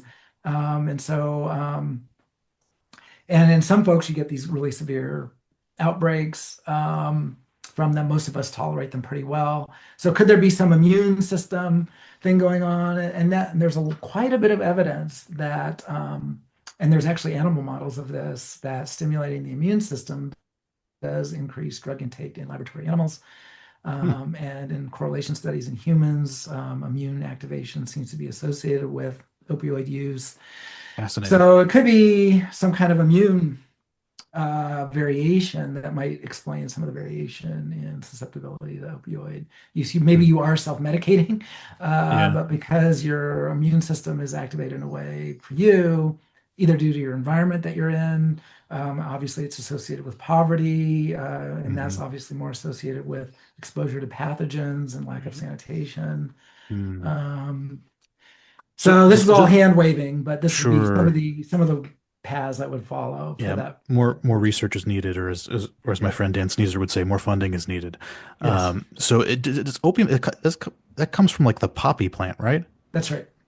So presumably, if people were making tea from the poppy plant, they would be less. If your model's correct, you might expect them to be less likely to get addicted. If they're ingesting this substance through normally ecologically valid ways, their nervous system has evolved to titrate, that presumably you would expect these kinds of addictions to be less prevalent. Yeah, well, less severe. So addiction is a tricky concept, and I really don't like it because it Hmm. has this thing that you're using a substance that you know is harmful to you that you want to stop, but you can't stop it. So it involves all this kind of weird Yeah. intrapsychic conflict where you somehow know the harms, whatever that means, Hmm. and you want to stop, whatever that means, but you can't stop, whatever that means. So that it's a really fuzzy and I think unhelpful concept. Are we addicted to food? Are we addicted to oxygen? Are we addicted to water? I'm addicted to Um, oxygen. Yeah. yeah, I can't we're stop breathing even though I want to all the time. I right. just can't Yeah. help it. So, and if I don't want to stop using heroin, then I'm not addicted to it. You have to Right. Right. want to Yeah. to stop using it. Interesting. Yeah. Um, and when we think about coffee addiction, nobody really worries about it, and we don't even really call it that except as a joke. But Yeah. really, what? So, kind of habitual use. is one thing, and then use to the point that it destroys your life is another thing. Mhm. And I think habitual use, I think, is perfectly consistent with our model. We habitually use stuff that's beneficial to us. And so if it's a prophylactic, we need to habitually use it. We need to use it all the time. Are we habitually addicted to pepper and spices? No, we want them. We like them. Yeah. So So it's I'm more talking. of the life destroying aspects of Yes. opioids that that's the more challenging part. Why would you be using them to that level? And maybe as you say, if they weren't bypassing a lot of our toxin defense mechanisms, and that's kind of ideas that Randy Nesse has floated and then other people have floated too. But That's fascinating. So presumably, if you're, I mean, again, we don't know if you're right, but if you are right, it could have very important health implications. It could suggest that the best way to prescribe people opiates and painkillers is not by giving them pills that they could potentially destroy their lives with, but by giving them teas or whatever kinds of, ancestrally, ecologically valid ways of consuming these substances that would prevent them from destroying their lives with these substances. yeah, or a mimic that did that. Because a lot of Mhm. the challenge with drug design is that your body, we are so well defended against plant toxins that it's often hard to get the drug to the target tissue. In fact, that's why it's Mm. almost impossible to treat Mm. brain infections and brain cancer because we can't get drugs across the blood-brain Um, barrier. right. And so a huge amount of engineering in pharmacology is exactly how do we bypass toxin Mm. defense mechanisms. We need them to not trigger. You shouldn't. We don't want you to vomit. Mm. We don't want your body to metabolize this. We need it to get to the target tissue. Often we disguise it as one thing, and then we count on your metabolic enzymes to convert it into the active drug Mm. later. Yeah. And that's actually what's happening with morphine and heroin. And so if we were to begin to think about designing these things, we would want, we have there's these trade-offs of getting the drug to the target tissue to do its job, but then also not, either triggering or not triggering toxin defense mechanisms to get the ideal outcome. So it would be a tricky problem, but I could imagine putting in other bitter substances maybe. Mhm. Um, Huh. and I don't know with the case with opioids and all these different opioids specifically. Washing down your your opiate pill with some horseradish or something like that. Something, yeah, with some wasabi or something. Yeah. For me, that would be, I find wasabi kind of addicting myself, but Yeah, I like it too. um, Yeah. yeah. Can you talk a little bit about the cigarette thing and Yeah, so tobacco is, this hugely, it is very deadly, but it's deadly in the long term. It's not the nicotine that kills you with smoking, it's all the other stuff Huh. that gives you cancer much later in life or heart disease. And so, in high income countries like ours that have a history of high prevalence of tobacco use, about 1 in 5 deaths are due to tobacco. Worldwide, it's about 1 in 10. And so it's this enormously costly drug that whose costs occur late in life. Um, but it's exactly one of these drugs that we've been talking about. It's a plant neurotoxin. It's very deadly. We're very good at titrating it. Um, and there's been a huge debate in public health about vaping because vaping delivers the nicotine without all of those other harmful, or without most of the other harmful substances, or at least stuff that's a lot less harmful than the highly reactive compounds when you burn tobacco leaves. Um, and so, on the one hand, you might say this is perfect. And as a smoking cessation device, it is very good that folks find it a lot easier to stop smoking by transitioning to vaping. And that's often more effective, is my understanding of the literature, than things like nicotine patches and nicotine gum. Um, and that's an interesting question why that is. And so, but the worry that public health folks have is that it's kind of a gateway drug to actually smoking. And so there's been this huge debate over the last 10 years with the rise of vaping. Should we encourage it because it's way safer than smoking? Or should we continue to discourage it because it's really going to just be a gateway drug to regular actual smoking?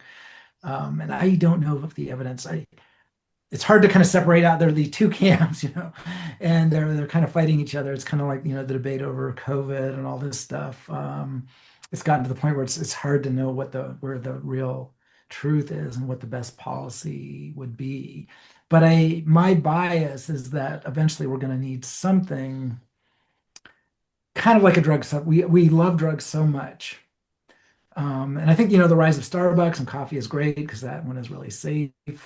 And it satisfies our kind of desire for plant toxins. But we'll probably need a lot more of these that kind of satisfy our taste for plant toxins, but don't come with all these tremendously harmful side effects like cancer and heart disease or ruining your life with opioids. Um, and vaping was kind of the baby steps in that direction, but one that's been very controversial and, understandably so.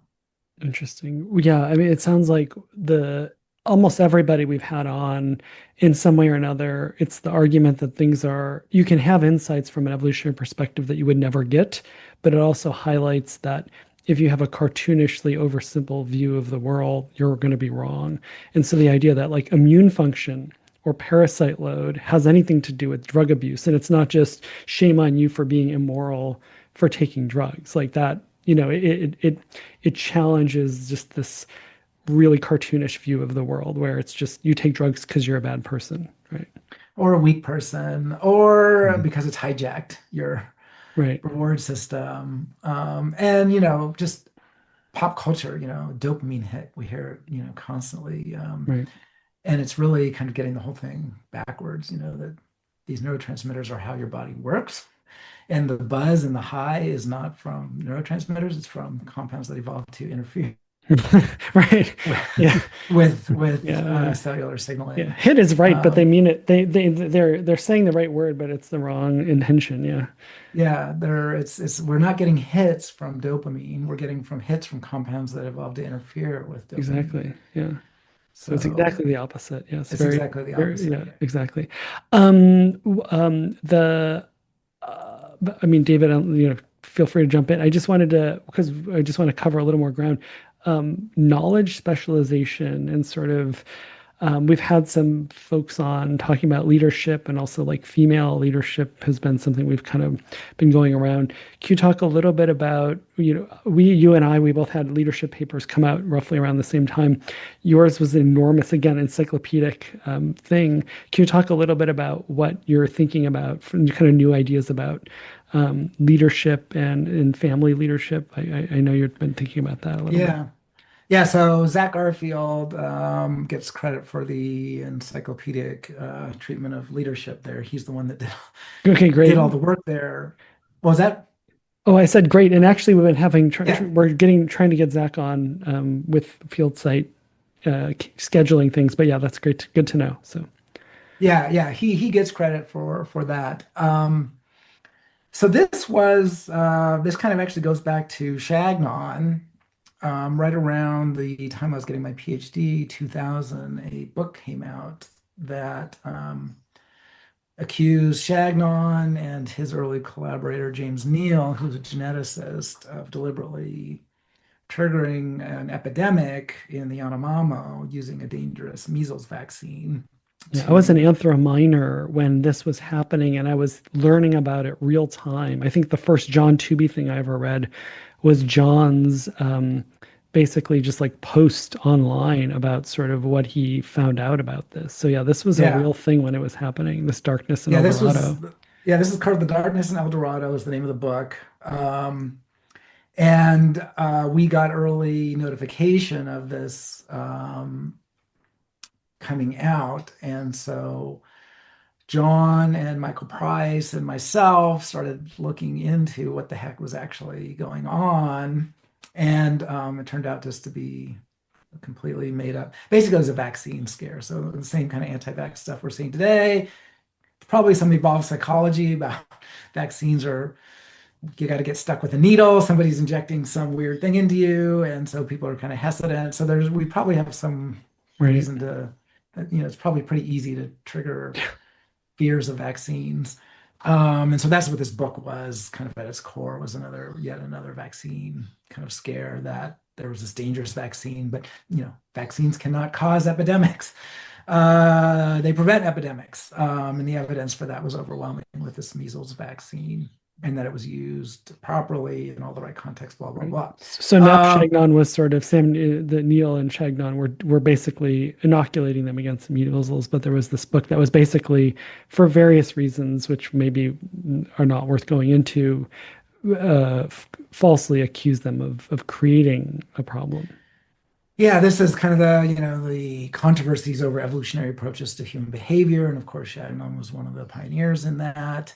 And so to tarnish the field of evolution and human behavior, that was kind of one of the underlying motives of this book. There were several underlying motives. That was one. Yeah, some But basically missionary things accusing too. of Chagnon and Neil of this unethical research to test some evolutionary theory of leadership in the Ah, Yanomamo. ah. And so that was the idea that Neil thought there was a leadership gene. He didn't. Um, and that he concocted a plan to trigger a measles epidemic to test his nefarious theory of leadership in the Yanomamo. Um, and his sidekick Shagnon, helped him carry out this plan.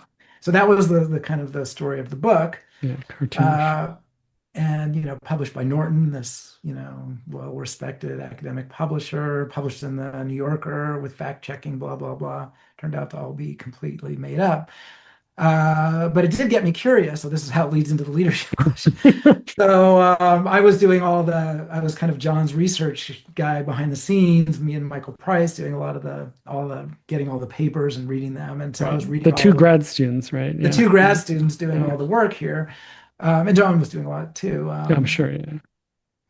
But trying to figure out what's going on. So I was reading Neil's papers, and what did he say about leadership, and what the heck, the leadership gene? He's a Mm. geneticist. Is that really what he was thinking?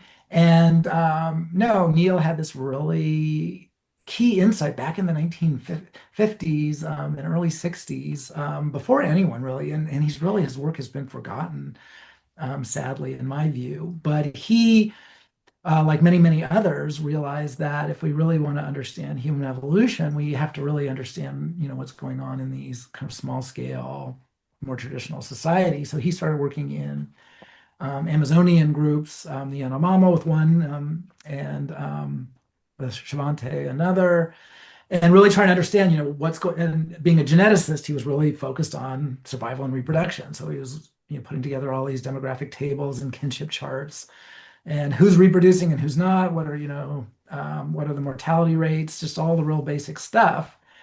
And what he discovered was that the headman in these communities were having way more kids, like way more than everybody else, than all the other men.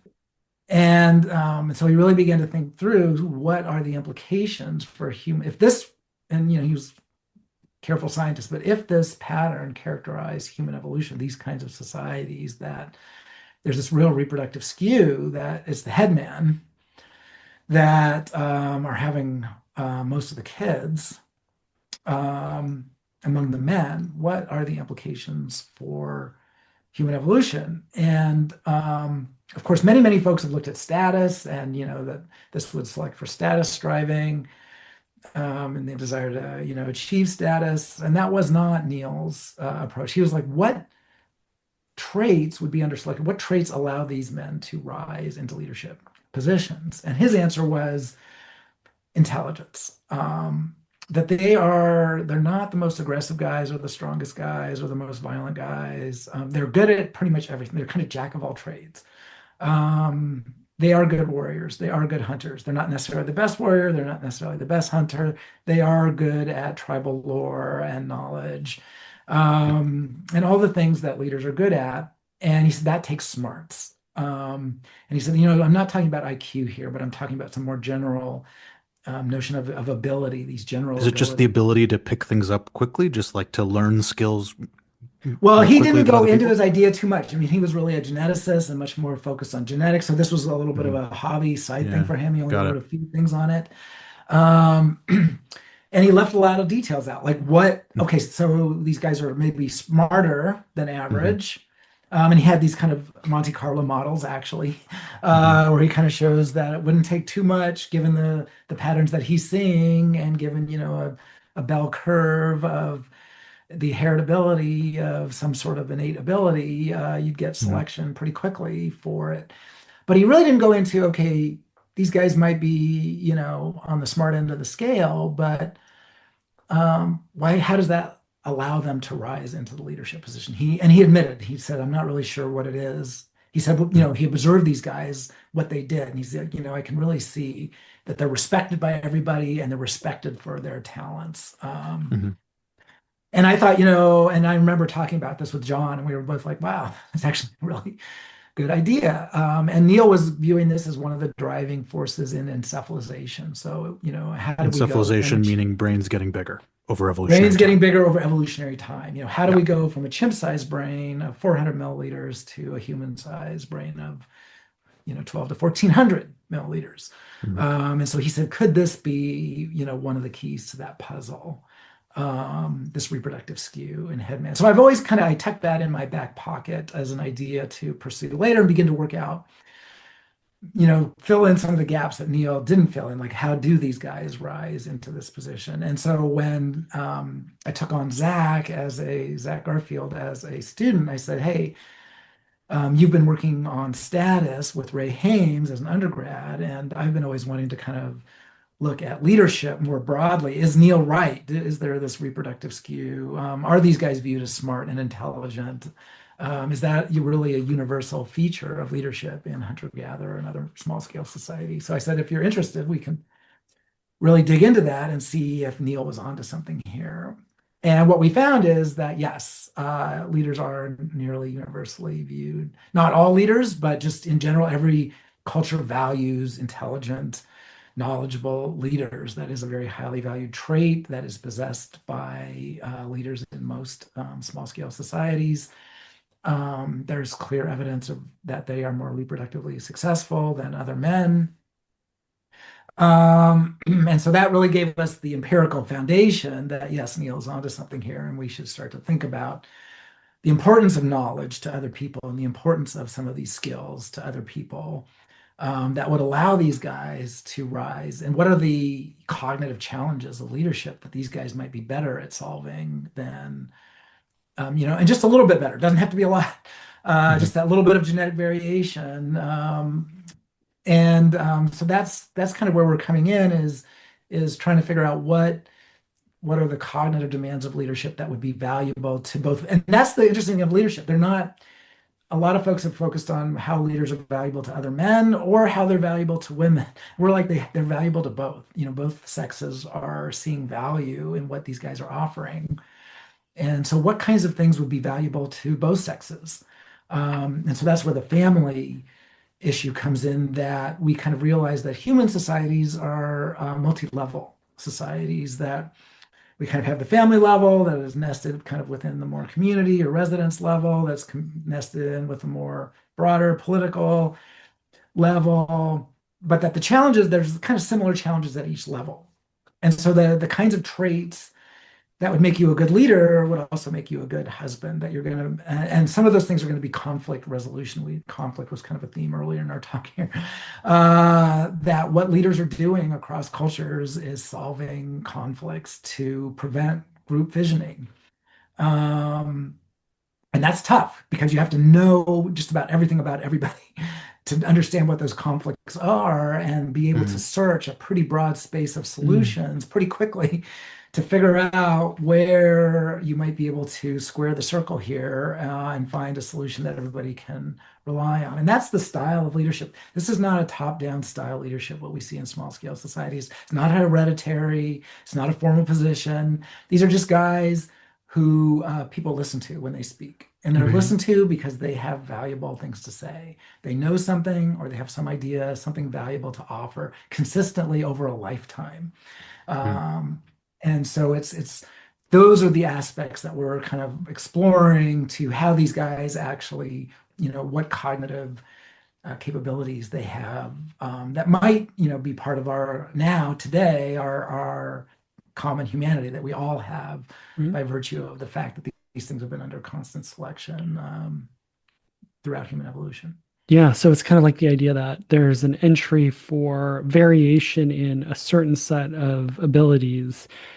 And I like that you're unpacking that we don't just sort of like treat intelligence, quote unquote, as just obvious or intrinsic, but then it's saying, well, what would be a important thing for organisms or other people to sort of want in somebody else, right? And so things like coordination or having knowledge to sort of see a possibility space of for what to do or how to resolve a conflict, that kind of gives that teeth. Yeah, I like that.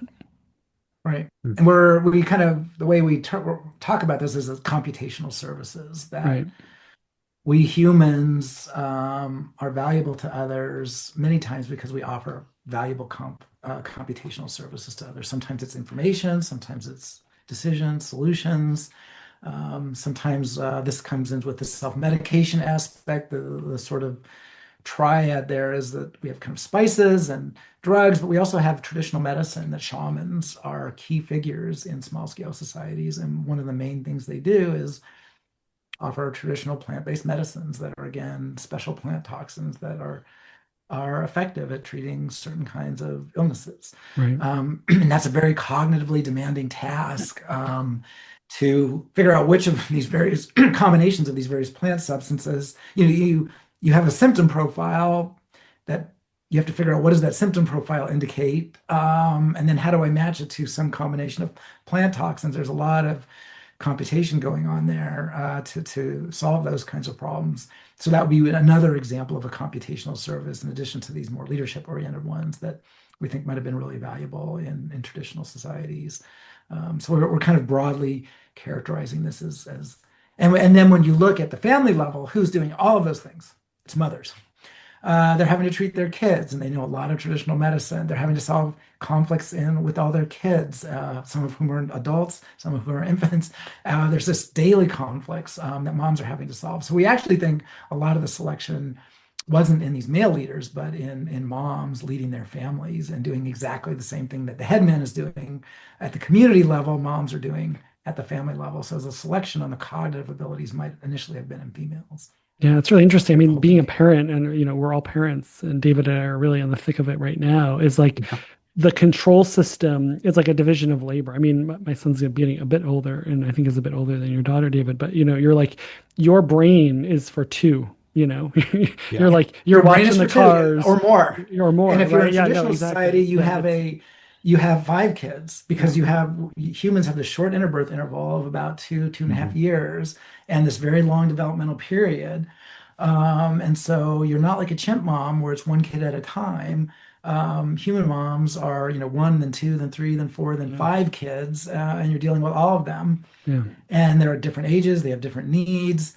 Some of them are entering the mating market, others are sick, others are fighting with the kids next door. And so it's yeah, just a massive problem that you're trying to solve on literally Yeah. a minute by minute basis. yeah. I can't say like I think, I mean, maybe science approaches it, but I don't think there's anything in my life that I've ever used like every drop of my quote unquote intelligence as much as in for Yes. parenting.